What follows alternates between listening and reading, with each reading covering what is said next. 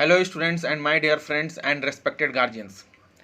2020 में एक नई एजुकेशन पॉलिसी आई है जिसमें जो पहले एजुकेशन पॉलिसी थी उसको ख़त्म कर दिया गया है। जी हाँ बच्चों, इसमें स्कूली शिक्षा और कॉलेज की शिक्षा यानी कि स्कूल ख़त्म करने के बाद जो बच्चे कॉलेज जाते थे उसको भी बदल दिया गया है और स्कूली शिक्षा को भी बदल दिया गया है। इस स्कूली शिक्षा और कॉलेज शिक्षा को बदलने का कारण यही है कि बच्चे लोग को टेक्निकल यानी तकनीकी में हर एक फील्ड में पहले से ही ज्ञान हो और वो एक रिसर्च डेवलपमेंट कर सके। जैसे विदेशों में जैसे किया जाता था कि बच्चे लोगों को शुरू से ही infrastructure, technology development, software development, ये सब चीज़ों की जानकारी शुरू से ही बच्चे लोगों को जैसे दिए जाती हैं, जैसे डेवलप कंट्री में पढ़ाया जाता था। तो उसी तरह की शिक्षा एक तरह से माना जाए कि उसी तरह की शिक्षा को यहाँ पर भी लाया गया है, जिससे बच्चों को बचपन से ही तकनीकी में यानी टेक्निकल में, चाहे वो किसी भी चीज़ों में शुरू से ही रिसर्च या किसी भी चीज़ों में शुरू से ही कोई भी सॉफ्टवेयर के बारे में उनको जानकारी हो। तो इसी विषय पर इस तरह से कोर्स को बांटा गया है। तो चलिए हम लोग समझते हैं कैसे स्कूली शिक्षा में क्या क्या बदलाव हुए हैं और कॉलेज की शिक्षा में क्या क्या बदलाव हुए हैं। उस कॉलेज की शिक्षा को मैं एक अलग वीडियो में डाल दूंगा, ठीक है। तो इस चैनल को लाइक कर दीजिए, शेयर कर दीजिए और सब्सक्राइब कर दीजिए। तो चलिए अब हम लोग समझते हैं इसमें टीचर्स को, जो बहुत सारे टीचर्स लोग खाली बैठ के हर समय टाइम पास मारने का काम, ये सब चीज़ करने का काम करते थे, अब उन लोगों को भी एक्टिव होना बहुत ज़रूरी है, ठीक है। और उनके साथ साथ गार्जियंस के ऊपर भी एक्टिव बहुत ही ज़्यादा ज़रूरी पड़ेगा, तो उनको भी अपना योगदान देना पड़ेगा। तो इसमें है क्या कि स्कूली शिक्षा में पहले स्कूली शिक्षा जो होती थी यानी कि स्कूल के जो एजुकेशन होते थे वो 10+2 के कैटेगरी में आते थे। आप लोग जानते होंगे किसके कैटेगरी में आते थे, 10+2 के कैटेगरी में। तो अब इस 10+2 को बांट दिया गया है 5+3+3+4, यानी कि 10+2 का कैटेगरी का मतलब क्या होता है बच्चों कि 1 क्लास से लेकर के आप लोगों को 10th क्लास यानी कि जो भी आपका होता था वो आपका 10 साल का होता था। तो उसमें आपको 10th में बोर्ड एग्जाम देने पड़ते थे और +2 मतलब एक बार 12th में बोर्ड एग्जाम देने पड़ते थे। अब इसको क्या कर दिया गया है, 5+3+3+4 पे कर दिया गया, यानी कि 5 साल, 3 साल, 3 साल और 4 साल। तो बच्चों देखिए, पहला जो 5 साल होगा उसमें प्री प्राइमरी क्लास 1 और क्लास 2 के बच्चे होंगे, ठीक है बच्चों। पहला 5 साल प्री प्राइमरी क्लास 1 और क्लास 2, फिर 3 साल जो है उसमें क्लास 3, क्लास 4, क्लास 5, ठीक है बच्चों। फिर जो 3 साल है उसमें क्लास 6, क्लास 7, क्लास 8। फिर जो 4 साल है उसमें 9, 10, 11, 12, यानी कि 9, 10, 11, 12 इस तरह से बांटा गया। अब ये है क्या, इसको समझना बहुत ही जरूरी है। तो चलिए हम लोग समझते हैं कि ये है क्या चीज़। जो पहला 5 साल है जिसमें प्री प्राइमरी क्लास 1 और क्लास 2 है, तो इसमें कैसे बांटा गया है कि जो प्री प्राइमरी स्कूल होंगे, जो प्री प्राइमरी क्लास होंगे उनको 3 साल रखा गया है। कितने साल रखा गया है, 3 साल। और क्लास 1 1 साल और क्लास 2 1 साल। तो इस स्टेज को माना गया है फाउंडेशन स्टेज। इस स्टेज में बच्चे को उनकी मातृभाषा में ही पढ़ाया जाएगा। अब इंग्लिश अनिवार्य नहीं रहेगा, ये बात याद रखिएगा कि जरूरी नहीं है कि आपको इंग्लिश में ही सारा चीज़ पढ़ना है। जो बच्चे अपने उर्दू लैंग्वेज में पढ़ना चाहते हैं उर्दू में पढ़ सकते हैं, जो बच्चे मराठी में पढ़ना चाहते हैं मराठी में पढ़ सकते हैं, जो बच्चे हिंदी में पढ़ना चाहते हैं हिंदी में पढ़ सकते हैं, जो बच्चे इंग्लिश में पढ़ना चाहते हैं इंग्लिश में पढ़ सकते हैं। लेकिन इंग्लिश का एक विषय होगा, इंग्लिश का एक चैप्टर होगा। इसमें अब कोई ऐसा जरूरी नहीं है कि इंग्लिश मीडियम इंग्लिश में ही पढ़ना है और हिंदी में ही पढ़ना है। और इसमें खेल कूद के तरीके से भी बच्चों को बताया जाएगा, समझाया जाएगा, माइंड को डेवलप कराया जाएगा, ठीक है। इस तरह से बच्चे को बताया जाएगा। ये होगा फाउंडेशन स्टेज। और इसमें किताब का बोझ को कम कर दिया जाएगा, किताब के बोझ ज़्यादा नहीं होंगे। बच्चों को अपना माइंड स्टेबिलिटी कराना सिखाया जाएगा कि किस तरह से हम लोगों को अपने माइंड के बारे में सोचना है और कैसे हम लोगों को आगे करना है। ये होते हैं फाउंडेशन स्टेज। इसके बाद जो है 3 साल, इस 3 साल में बच्चे जो हैं वो क्लास 3, 4 और 5 होंगे। तो इसमें आपको हर एक चीज़ को कराया जाएगा, पढ़ाई कराया जाएगा। कोर्स वाइज जो भी चीज़ सब्जेक्ट आप चल रहा है उस चीज़ को पढ़ाया जाएगा। 3, 4, 5 जो आपका 3 साल का होगा, क्लास 3 के लिए 3 साल, क्लास 4 के लिए 1 साल, फिर क्लास 5 के लिए भी 1 साल, ठीक है। तो इस तरह से 5 और 3 मिलकर आपके हो गए कितने, 8 साल हो गए। 8 साल में आप क्लास 5 तक पहुंच जाइएगा। चलिए अब इसके बाद हमारा जो आता है next step, that is called middle stage, यानी कि इसको बोला गया है मिडिल स्टेज, जो नेक्स्ट 3 ईयर्स है वो है 6, 7 और 8। तो जो बच्चे 6 क्लास और 7 क्लास और 8 क्लास में होंगे, इनको उस समय से साइंस, मैथ्स, टेक्नोलॉजी, ह्यूमैनिटीज़, फिर से बहुत सारा माइंड डेवलप करने का चीज़, ये सारे कोर्स को इंक्लूड कर दिया जाएगा। और एक बहुत ही ज़रूरी बात कि इस 6, 7 और 8 क्लास में ही बच्चे लोगों को कोडिंग सिखाया जाएगा, जो कंप्यूटर में कोडिंग किया जाता है, जिस कोडिंग के मदद से हम लोग कोई भी सॉफ्टवेयर को लॉन्च कर सकते हैं। जैसे बहुत सारे अभी बच्चे लोग गेम खेलते हैं, पबजी खेलते हैं, बहुत सारे बच्चे लोग हर तरह का गेम खेलते हैं जो सॉफ्टवेयर डेवलप किया जाता है, उसमें कोडिंग सिखाया जाएगा, यानी कि कंप्यूटर में कोडिंग सिखाया जाएगा, प्रोग्रामिंग सिखाया जाएगा, उसी समय से आपको सिखाया जाएगा। और जो बच्चे क्लास 6, 7, 8 में पढ़ाई के अलावा पेंटिंग, डांस, म्यूजिक, ये सब चीज़ में भी एक्स्ट्रा लेते हैं, तो उनको भी वो चीज़ सिखाया जाएगा, उनको वो चीज़ उसी समय से कोर्स भी कराया जाएगा, जिससे बच्चा का एक्स्ट्रा करिकुलर एक्टिविटीज़ में डेवलपमेंट हो। और जो बच्चे सॉफ्टवेयर में काम करना चाहते हैं, वो सॉफ्टवेयर के लिए भी उनको कंपनी भेजा जाएगा। सोच लीजिए बच्चों कि क्लास 6 से ही आपको कंपनी में इंटर्नशिप करने का भी मौका मिलेगा, जिससे आपका नॉलेज का डेवलपमेंट होगा। तो ये सारा कुछ 6, 7, 8 में होंगे, जिसमें आपको टेक्नोलॉजी से रिलेटेड सारा चीज़ माइंड डेवलपमेंट कराया जाएगा, जिससे आपका माइंड जो है वो मजबूत हो जाए और आप अपने लाइफ को आगे बढ़ा सकें।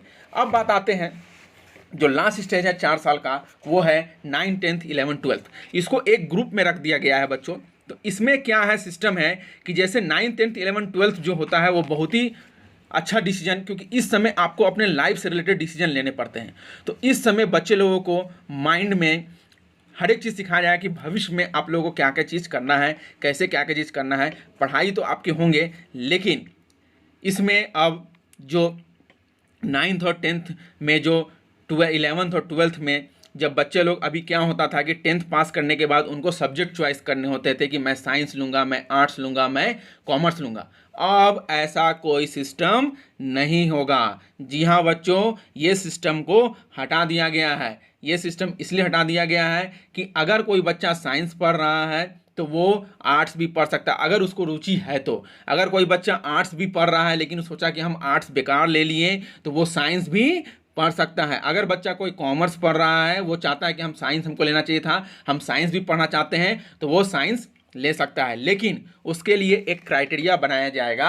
अभी तक वो क्राइटेरिया नहीं बना है, ये जिस दिन बनेगा वो मैं आप लोगों को बता दूंगा कि जो बच्चे साइंस पढ़ रहे हैं अपने चॉइस के हिसाब से, तो क्या वो आर्ट्स पढ़ सकते हैं, कैसे पढ़ सकते हैं, वो चीज़ के लिए एक क्राइटेरिया बनाएगा, मतलब एक ग्रुप बनाया जाएगा, सब्जेक्ट का ग्रुप। उस सब्जेक्ट का ग्रुप को ही आप लोगों को लेना पड़ेगा। तो ऐसा कोई सिस्टम नहीं है कि आप साइंस, कॉमर्स और आर्ट्स ही पढ़ें, आप कुछ भी पढ़ सकते हैं। और एक बात है, जो एग्ज़ाम का तरीका है, जो बच्चे के माइंड में आ रहा है कि बोर्ड एग्ज़ाम कैसे होंगे, तो बोर्ड एग्ज़ाम का तरीका क्या है बच्चों, कि ये सिस्टम इसलिए हटाया गया कि इसके पीछे रीज़न यही है कि बहुत सारे बच्चे लोग साल भर पढ़ाई करते नहीं थे, और एग्ज़ाम के 2 महीना पढ़ाई करके मार्क्स भले ही चलिए अच्छा भी ले आते थे, लेकिन उनका नॉलेज डेवलप नहीं हो पाता था। सिर्फ वो फाइनल टर्म के एग्ज़ाम पे ही बेसिस करते थे कि चलो फर्स्ट टर्म मेरा ख़राब चला गया, तो अब हम फाइनल टर्म में मेहनत करेंगे।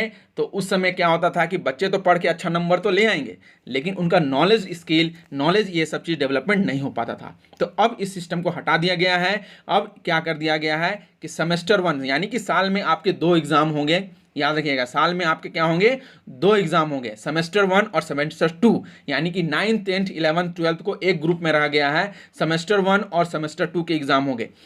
सेमेस्टर 1 के एग्जाम और सेमेस्टर 2 के एग्जाम दोनों के मार्क्स को मिला करके आपका फाइनल जो बोर्ड का रिजल्ट बनेगा। ये बात आप बैठा लीजिए कि यानी कि सेमेस्टर 1 और सेमेस्टर 2, यानी कि सेमेस्टर 1 में जितने मार्क्स आपके आए हैं और सेमेस्टर 2 में जितने मार्क्स आपके आए हैं, दोनों को मिला करके बोर्ड का रिजल्ट बनेगा।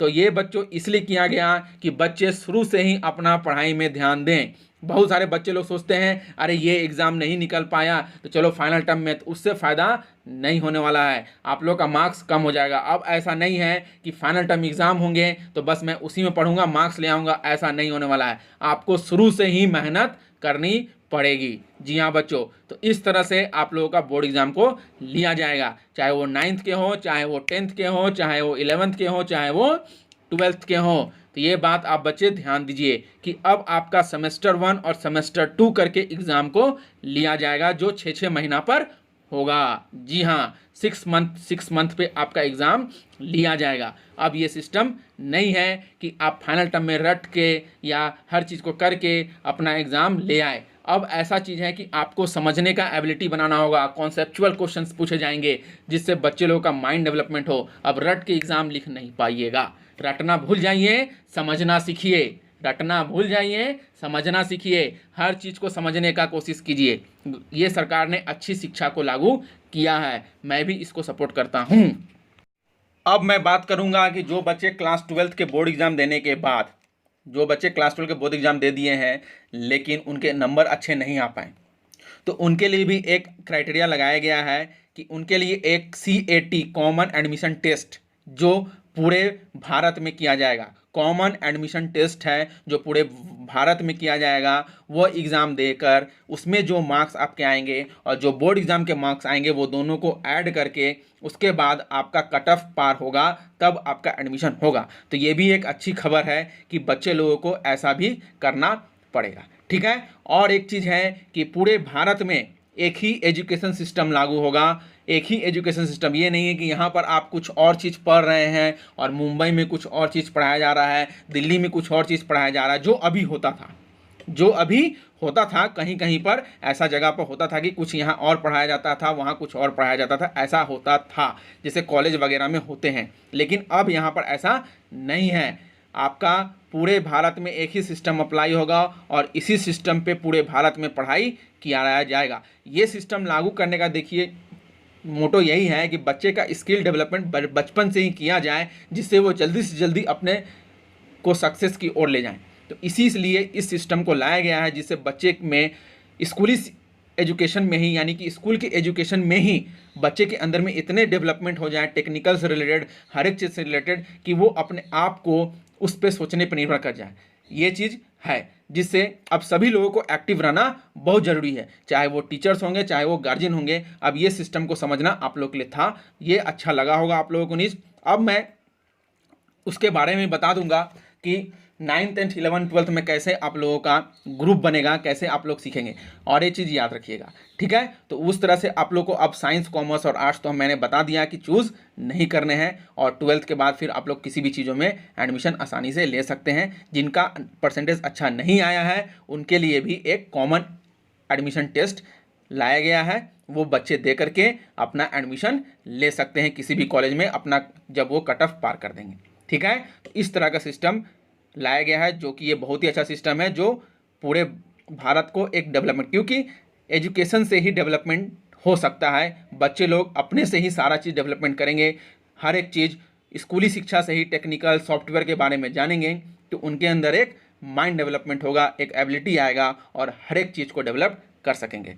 चलिए इस चैनल से जुड़े रहिए, लाइक कर दीजिए, शेयर कर दीजिए और सब्सक्राइब जरूर कर दीजिए। और मैं कॉलेज के बारे में बताऊंगा कि 12th के बाद कॉलेज में क्या क्या एजुकेशन सिस्टम में बदलाव आए हैं, वो भी मैं नेक्स्ट वीडियो लेक्चर में डाल दूंगा। Okay, thank you.